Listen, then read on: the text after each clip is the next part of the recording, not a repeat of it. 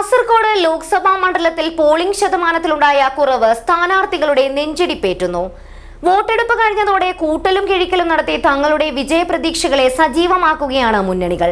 Polling കുറഞ്ഞത് അനുകൂലമാകുമോ അതല്ല വിനയാകുമോ എന്നതാണ് പ്രധാനമായും മുന്നണികൾ പരിശോധിക്കുന്നത്. ഏറ്റവും വിലക്കുറവിൽ ഏറ്റവും മികച്ച ഫർണിച്ചർ ഉൽപ്പന്നങ്ങൾ സ്വന്തമാക്കുവാൻ നാലപ്പാട് ഇന്റീരിയേഴ്സിൽ തന്നെ വരണം. Nalappad interiors, opposite KOL hospital, Nullippady, Kasaragod.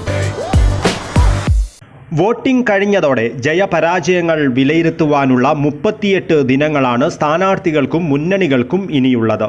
Kasaragod Lok Sabha മണ്ഡലത്തിൽ ഇത്തവണ 76.04% വോട്ടാണ് രേഖപ്പെടുത്തിയത്.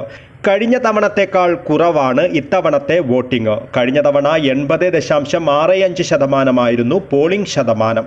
തെരഞ്ഞെടുപ്പിൽ വോട്ട് ചെയ്യുവാൻ വൈകിട്ട് 6 മണിക്ക് ശേഷവും കാസർഗോഡ് ലോക്സഭാ മണ്ഡലത്തിൽ പകുതിയോളം ബൂത്തുകളിൽ വോട്ടർമാരുടെ നീണ്ട നിരയാണ് കാണപ്പെട്ടത്.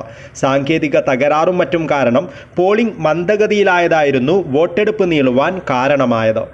വോട്ടെടുപ്പ് സമയം അവസാനിക്കുന്ന വൈകിട്ട് 6 മണി വരെ വരിയിൽ ഉണ്ടായിരുന്നവർക്ക് ടോക്കൺ നൽകിയാണ് വോട്ടെടുപ്പ് പൂർത്തിയാക്കിയത്. ചില ബൂത്തുകളിൽ വോട്ടെടുപ്പ് ഏറെ നേരം നീണ്ടുനിന്നു. ഇത്തവണ പോളിംഗ് ശതമാനത്തിലുണ്ടായ കുറവ് സ്ഥാനാർത്ഥികളുടെയും മുന്നണികളുടെയും നെഞ്ചിടിപ്പേറ്റുന്നുണ്ട്. എന്നാലും തികഞ്ഞ വിജയപ്രതീക്ഷയിലാണ് കാസർഗോഡ് ലോക്സഭാ മണ്ഡലത്തിലെ 3 സ്ഥാനാർത്ഥികളും.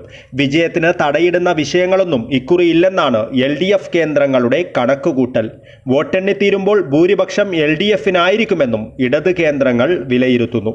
എന്നാൽ വിജയ തുടർച്ചയുടെ തെളിവാണ് പോളിംഗിന്റെ സൂചനയെന്ന് UDF നേതാക്കൾ പറയുന്നു.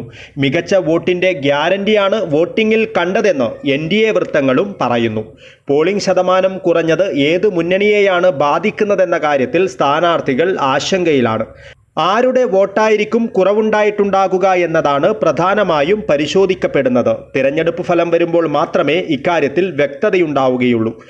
പോളിംഗ് കുറഞ്ഞത് ആർക്ക് ഗുണകരമാകുമെന്ന് ജൂൺ 4-ന് അറിയാം. അടിയൊഴുക്കുകൾ എങ്ങനെ എവിടേക്കായിരുന്നു എന്നതും വോട്ടെണ്ണൽ ദിനത്തിൽ കണ്ടറിയാം. News bureau, Kasaragod.